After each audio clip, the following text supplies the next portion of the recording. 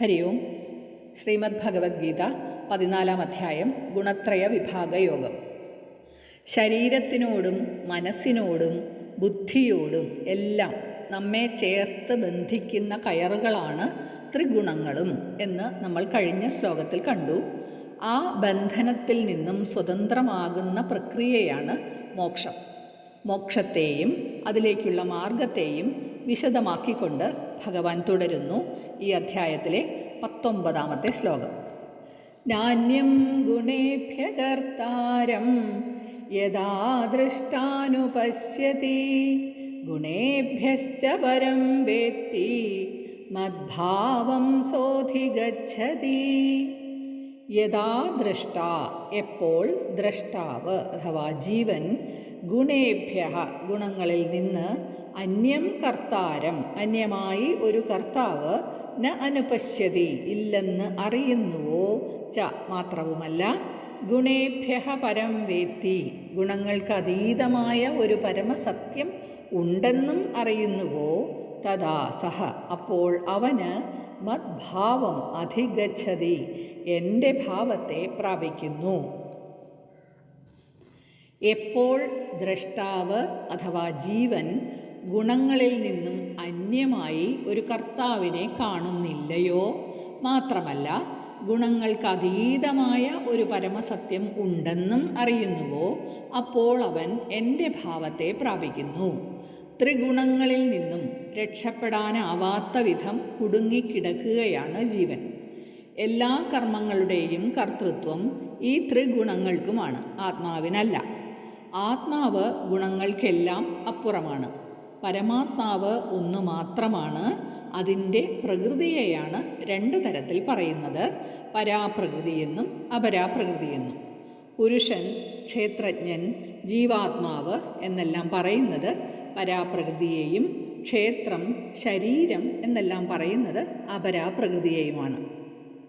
അപരാപ്രകൃതിയുടെ ഗുണങ്ങളാണ് സത്വവും രജസും തമസും. ജീവാത്മാവിന് ശരീരത്തോട് ബന്ധം തോന്നിക്കുന്നത് ഈ ഗുണങ്ങൾ മൂലമാണ്. ഗുണാത്മകമായ ഈ ശരീരമാണ് കർമ്മങ്ങൾ ചെയ്യുന്നതും ഫലം അനുഭവിക്കുന്നതും. ആത്മാവ് അതിനൊക്കെ സാക്ഷി മാത്രമാണ്.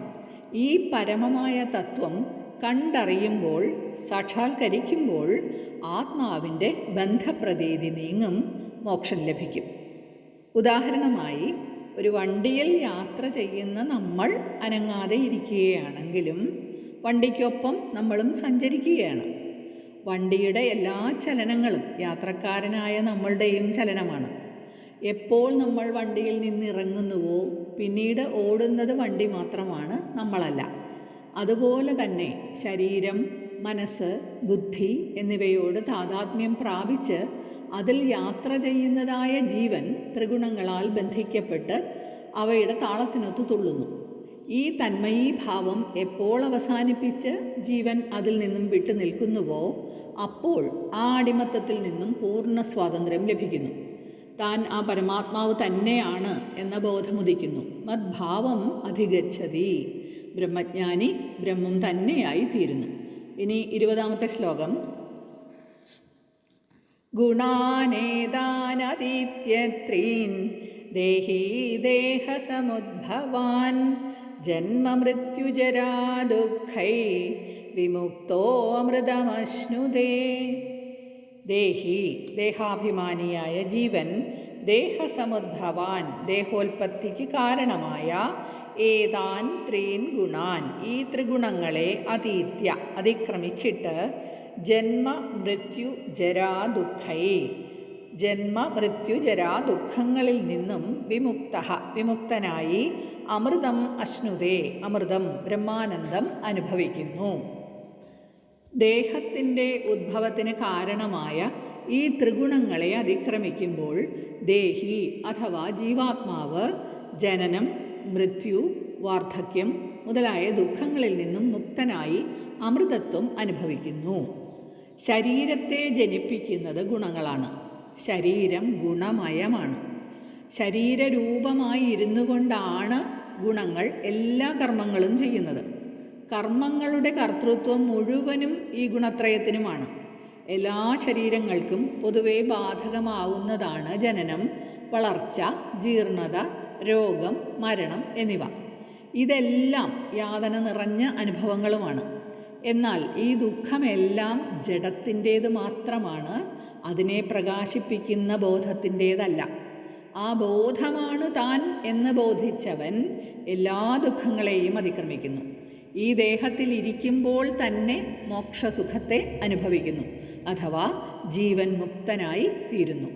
ജീവിച്ചിരിക്കുമ്പോൾ തന്നെ ത്രിഗുണങ്ങളെയും അതിക്രമിച്ച് അമൃതത്വം അനുഭവിക്കുന്നു എന്ന് പറഞ്ഞതിൽ അർജുനന് ഒരു സംശയം വരുന്നു. അത് ഭഗവാനോട് ചോദിക്കുന്നു അർജുനൻ അടുത്ത ശ്ലോകത്തിൽ, 21-ാമത്തെ ശ്ലോകം. അർജുന ഉവാച കൈർലിംഗൈസ്ത്രീൻ ഗുണാനേതാൻ അതീതോ ഭവതി പ്രഭോ കിമാചാരകഥം ചെയ്താൻ ത്രീൻ ഗുണാനതിവർത്തതേ.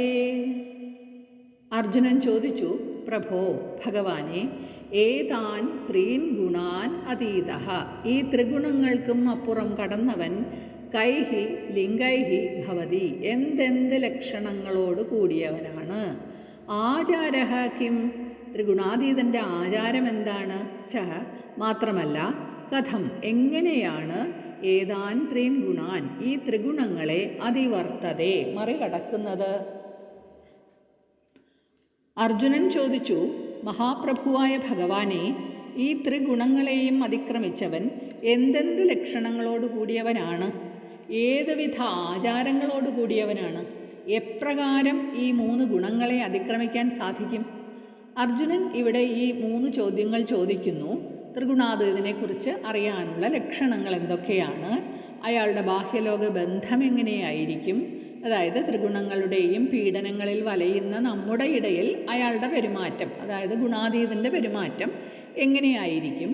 മൂന്നാമതായിട്ടുള്ള ചോദ്യം, അത്തരമൊരു മഹാത്മാവ് തൻ്റെ ആന്തര സംഘർഷങ്ങളെ ജയിച്ച് ആത്മീയോത്കർഷം നേടുന്നത് എങ്ങനെയാണ്? ഈ ചോദ്യങ്ങൾക്കെല്ലാമുള്ള ഉത്തരമാണ് ഇനിയുള്ള ശ്ലോകങ്ങൾ. ത്രിഗുണാതീതൻ്റെ ലക്ഷണങ്ങൾ എന്ത് എന്ന 1-ാമത്തെ ചോദ്യത്തിൻ്റെ ഉത്തരം പറയുന്നു 22-ാമത്തെ ശ്ലോകത്തിൽ. ശ്രീ ഭഗവാനുവാച പ്രകാശം ച പ്രവൃത്തിം ച മോഹമേവ ച പാണ്ഡവ ന ദ്വേഷ്ടി സംപ്രവൃത്താനി ന നിവൃത്താനി കാംക്ഷതി.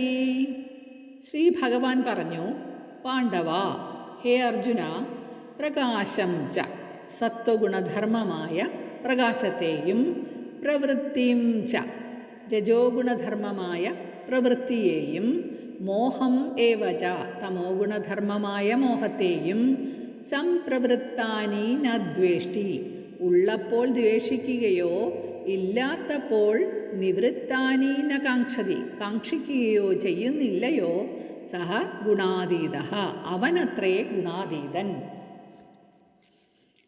ശ്രീ ഭഗവാൻ പറഞ്ഞു, ഹേ പാണ്ഡുപുത്ര, ആര് സത്വഗുണധർമ്മമായ പ്രകാശത്തെയും രജോഗുണധർമ്മമായ പ്രവൃത്തിയെയും തമോ ഗുണധർമ്മമായ മോഹത്തെയും ഉള്ളപ്പോൾ ദ്വേഷിക്കുകയോ ഇല്ലാത്തപ്പോൾ കാക്ഷിക്കുകയോ ചെയ്യുന്നില്ലയോ, അവനത്രേ ഗുണാതീതൻ. പ്രകാശം ച പ്രവൃത്തിം ച മോഹമേവ ച പാണ്ഡവ. ഇതിൽ പ്രകാശം എന്നത് സത്വഗുണകാര്യം, കർമ്മം രജോഗുണകാര്യം, മോഹം തമോ ഗുണകാര്യവും. ഇവയൊക്കെ അനുഭവത്തിൽ വരുമ്പോൾ അത് അയാളുടെ ഉള്ളിൽ ആസക്തി ഉണ്ടാക്കില്ല, വെറുപ്പും ഉണ്ടാക്കില്ല. ഒരുവനിൽ തമോ ഗുണഫലമായി വ്യാമോഹം ഉണ്ടാവുമ്പോഴോ രജോഗുണത്തിൻ്റെ ഫലമായി കർമ്മത്തിൽ വ്യാപൃതനാവാനുള്ള പ്രവണത ഉണ്ടാവുമ്പോഴോ സാത്വിക ഗുണത്താൽ ജ്ഞാനവും സുഖവും ഉണ്ടായി അതിൽ ബന്ധനസ്ഥനാകുമ്പോഴോ ഒന്നും ഗുണാതീതനിൽ അത് ഒരു ചലനവും സൃഷ്ടിക്കില്ല. കാരണം അയാൾ അതിനേക്കാളെല്ലാം വളരെ ഉയരത്തിലെത്തിക്കഴിഞ്ഞിരിക്കുന്നു. ഗുണങ്ങളുടെ ബന്ധനത്തിൽ നിന്നും മുക്തനായവൻ മനോബുദ്ധികളെയെല്ലാം അതിക്രമിച്ച് ആത്മാനന്ദത്തിൽ മുഴുകിയിരിക്കുകയാണ്. സുഖത്തിനും ദുഃഖത്തിനും ഒക്കെ കാരണമാകുന്ന സാധാരണ കാര്യങ്ങൾക്കൊന്നും തന്നെ അയാൾക്ക് പുതിയൊരനുഭവത്തെ നേടിക്കൊടുക്കാൻ കഴിവില്ല. അഥവാ ഈ ത്രിഗുണങ്ങൾക്ക് ഒറ്റയ്ക്കോ കൂട്ടായോ ഒന്നും തന്നെ അയാൾക്ക് സമ്മാനിക്കാനായി ഒന്നുമില്ല.